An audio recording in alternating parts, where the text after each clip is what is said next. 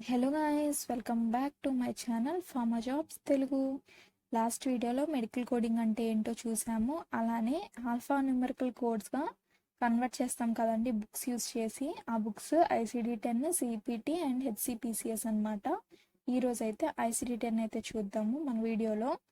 ICD-10 అంటే it is the 10th revision of the international statistical classification of diseases and related health problems అనమాట. ICD అంటే classification of diseases and related health problems. A medical classification list by the world health organisation WHO అనమాట. ఇది ICD-10 CM అని కూడా అంటారండి. CM అంటే clinical modification అనమాట. ఇక్కడ మిస్ అయింది అది. ఇట్ కంటైన్స్ ద అసలు ICD-10 contains the codes of diseases, signs and symptoms, abnormal findings, complaints, social circumstance and external cause of injury are diseases. అయితే డిసీజెస్, సైన్స్ అండ్ సిమ్టమ్స్ చూద్దాం. Disease వచ్చేసి for example coronary heart disease అనమాట. ఇది వచ్చేసి ఒక diseases. దీనికి sign ఏంటి? Fast heart rate, మనకి స్పీడ్గా హార్ట్ బీట్ అనేది కొట్టుకుంటుంది కానీ అది. దీని యొక్క సిమ్టమ్ వచ్చేసి చెస్ట్ పెయిన్ అనమాట. చాలా డిసీజెస్ ఉన్నాయండి. మామూలు కొన్ని ఎగ్జాంపుల్స్ అయితే ఇక్కడ చూపిస్తున్నాను. కరోనరీ హార్ట్ డిసీజెస్కి సైన్ అయితే ఫాస్ట్ హార్ట్ రేట్, సిమ్టమ్ వచ్చేసి చెస్ట్ పెయిన్ అనమాట. ICD-10కి బుక్స్ అయితే ఉంటాయండి. ఆ బుక్స్లో మనం అయితే చూసుకొని మనం కోడ్ చేయాల్సి ఉంటుంది. 2 పార్ట్స్గా మనం అయితే డివైడ్ చేసుకొని ఆ కోడ్ అనేది సెర్చ్ చేసుకొని చూస్తాము. ఒకటి వచ్చేసి ఆల్ఫాబెటిక్ ఇండెక్స్, నెక్స్ట్ వచ్చేసి ట్యాబ్లెట్ లిస్ట్ అనమాట. ఆల్ఫాబెటిక్ ఇండెక్స్ అంటే అకార్డింగ్ కండిషన్ అనమాట. అంటే ఏంటంటే ఇప్పుడు ఫర్ ఎగ్జాంపుల్ న్యూమోనియా ఉందండి. ఇప్పుడు న్యూమోనియా అనేది ఒక కండిషన్.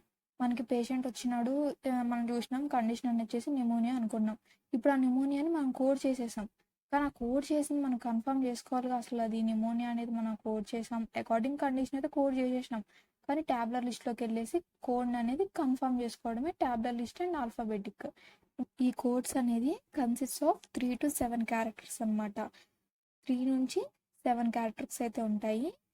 ఫస్ట్ డిజిట్ వచ్చేసి ఆల్ఫా, అంటే ఆల్ఫాబెటిక్స్ A to Z ఏదైనా ఉండొచ్చు అనమాట. ఫస్ట్ది all letters used except you. అన్ని A to Z యూజ్ చేస్తున్నాము, ఎక్సెప్ట్ యూ అనేది మాత్రం యూజ్ చేయము. సెకండ్ అండ్ థర్డ్ డిజిట్స్ వచ్చేసి నెంబర్స్ అనమాట. నెంబర్ ఫామ్ ఉండిద్ది. 4th, 5th, 6th, 7th వచ్చేసి నెంబర్స్ అయినా ఉండొచ్చు, ఆల్ఫాబెటిక్స్ ABCDలైనా ఉండొచ్చు. Decimal placed after the first 3 characters. Decimal అంటే డాట్ అండి. డాట్ వచ్చేసి ఫస్ట్ 3 క్యారెక్టర్స్ పక్కన ఉండిద్ది. ఫస్ట్ వచ్చేసి ఆల్ఫాబెటిక్, నెక్స్ట్ 2, 3, సెకండ్, థర్డ్ వచ్చేసి నెంబర్. అలానే ఈ 3 అయిపోయినాయి కదా. ఇప్పుడు 3 పక్కన ఒక డాట్ అనమాట. డెసిమల్ అనేది మెన్షన్ చేయాలి. దీనికి ఎగ్జాంపుల్స్ కూడా నేను చూపిస్తాను. ఇప్పుడు నేను చూపించేది నా బుక్లో అండి. నా దగ్గర ఉన్న ICD-10 బుక్ ప్రకారం చూపిస్తున్నాను. ఆస్తమా కోడ్, నేనైతే ఆస్తమా వర్డ్ తీసుకున్నాను. వర్డ్ వచ్చేసి ఆస్తమా అనమాట. డిసీజెస్, ఈ యొక్క డిసీజెస్ ఆస్తమా కోడ్ అయితే ఫస్ట్ లెటర్ వచ్చేసి J, ఆల్ఫాబెట్ ఉంది. 4, 5 అనేది న్యూమరిక్స్. సెకండ్, థర్డ్ న్యూమరిక్ అని చెప్పాను కదా. థర్డ్ వచ్చేసి 3 డిజిట్స్ వచ్చేసిన తర్వాత మధ్యలో డాట్ అయితే వస్తుందండి. దాని డెసిబెల్ అంటారు. 909 అనమాట. ఇది ఆస్తమాకు వచ్చేసి కోడ్ అండి. ఇది మీరు కూడా ఒకసారి మీ దగ్గర బుక్స్ ఉంటే చూడండి. ఫస్ట్ ఆల్ఫా, సెకండ్, థర్డ్ వచ్చేసి న్యూమరిక్, డెసిమల్ ప్లేస్డ్, తర్వాత 909 బదులు ఏదైనా రావచ్చు, ఆల్ఫా న్యూమరిక్ అయినా రావచ్చు అనమాట. ఇది వచ్చేసి 7 క్యారెక్టర్స్ అయితే ఉండాలండి. ఈ ముందు పిక్ వచ్చేసి నేను ఆల్ఫాబెట్లో చూసానండి, అంటే ఆల్ఫాబెట్ లిస్ట్లో చూసాను. ఇప్పుడు వచ్చేసి ట్యాబ్లెట్ లిస్ట్లో కన్ఫర్మ్ చేసుకుంటున్నాను అనమాట. కోడ్ వచ్చేసి J45.09 అనేది ఉంది. ఇది అన్స్పెసిఫైడ్ ఆస్తమా అనమాట. అన్స్పెసిఫైడ్ ఆస్తమాని ఎందుకు ఇచ్చేసారంటే ఇప్పుడు చాలా ఉంటాయి అనమాట.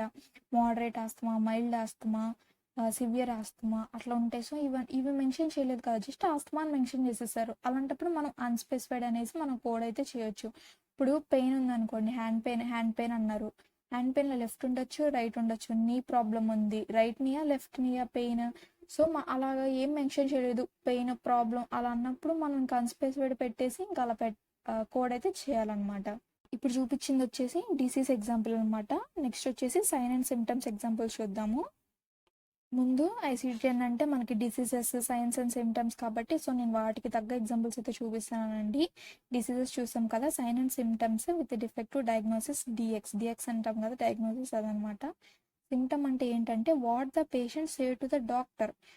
మనం డాక్టర్ దగ్గరికి వెళ్ళినప్పుడు చెప్తాం కదా మనకి వచ్చిన ప్రాబ్లం. ఇప్పుడు మనకి ఫీవర్గా ఉండింది, కఫ్ కోల్డ్ ఇలాగ అని చెప్తాం కదా, అది మనం చెప్పే సిమ్టమ్స్ అనమాట. దాన్ని డాక్టర్ ఏం చేస్తాడంటే ఒక కండిషన్ చేస్తాడు. ఓకే, కోవిడ్ అనమాట, కోవిడ్ వల్ల నీకు దగ్గు జలుబు జ్వరం ఇట్లా ఇవన్నీ ఉన్నాయనేసి డాక్టర్ అనేది ఒక కండిషన్ అయితే చెప్తాడు. దాన్ని డిఫెక్టివ్ డయాగ్నోసిస్ అని అంటారు అనమాట, డిఎక్స్. చెప్పినా కదండి, కఫ్ అండ్ ఫీవర్ వచ్చేసి సిమ్టమ్స్ అనమాట. కోవిడ్ అనేది డాక్టర్ చెప్తాడు డయాగ్నోస్ చేసిన తర్వాత, అంటే మనం చెప్పిన కండిషన్స్ చూసి డాక్టర్ అయితే చెప్తాడనమాట కండిషన్. సో అప్పుడు మనం ఓన్లీ కోవిడ్ కోడ్ చేస్తే సరిపోతుంది. ఎందుకు ఎందుకు కఫ్ అండ్ ఫీవర్ చేయము, ఆల్రెడీ దాని యొక్క సిమ్టమ్స్ అనమాట. అది ఆల్రెడీ డాక్టర్ అని డయాగ్నోస్ చేసి చెప్పేసిండు కదా కోవిడ్ అనేసి. సో అదేం వేరే వేరే ప్రాబ్లం అయితే కాదు. ఇప్పుడు సెకండ్ ఎగ్జాంపుల్ కూడా చూపిస్తా, సో దాన్ని బట్టి మీకు అర్థమవుతుంది. ఇప్పుడు సెకండ్ ఎగ్జాంపుల్, దగ్గు వచ్చింది, ఫీవర్ వచ్చింది, ఆర్టీ అంటే రైట్ అనమాట, రైట్ షోల్డర్ పెయిన్ వచ్చింది, cough. So only COVID and right shoulder. ఎందుకంటే రైట్ షోల్డర్ పెయిన్ అనేది డిఫరెంట్ అనమాట. ఇప్పుడు మనకు కోవిడ్ వస్తే రైట్ షోల్డర్ పెయిన్ కూడా వస్తుంది, రాదు కదా, అది డిఫరెంట్ అనమాట పెయిన్ అనేది. కఫ్ రెండో సరిపడ కఫ్ ఫీవర్, ఇది సిమ్టమ్స్ వచ్చేసి కోవిడ్కి సంబంధించింది కాబట్టి సో కోవిడ్ కోడ్ చేయాలి. రైట్ షోల్డర్ పెయిన్ అనేది డిఫరెంట్ కాబట్టి రైట్ షోల్డర్ పెయిన్ అనేది వేరుగా కోడ్ చేయాలి. కోవిడ్ రైట్ షోల్డర్ పెయిన్ రెండు అయితే కోడ్ చేయాల్సి ఉంటుంది. కఫ్ ఫీవర్ అయితే చేయపనిలేదు, ఎందుకంటే కోవిడ్ అనేది డయాగ్నోస్ చేసి డాక్టర్ చెప్పింది కాబట్టి. ఇప్పుడు థర్డ్ ఎగ్జాంపుల్ వచ్చేసి అబ్డామినల్ పెయిన్, హెడేక్, అది మైగ్రేన్ అనమాట. ఇప్పుడు మనం ఏమేమి కోడ్ చేస్తామో చెప్పండి. ఆన్సర్ వచ్చేసి నెక్స్ట్ స్లైడ్లో ఉంది, మీరైతే గెస్ చేశాక ఆన్సర్ అయితే చూడండి.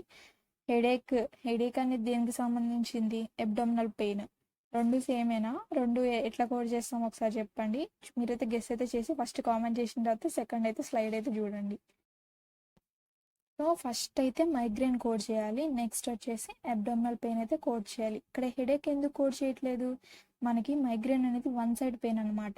హెడేక్ అంటే ఏంటి? అదే కదా, మైగ్రేన్ అంటే హెడేక్, రెండు ఒకటే కదా, కాకపోతే మైగ్రేన్ అనేది దానికి సంబంధించింది.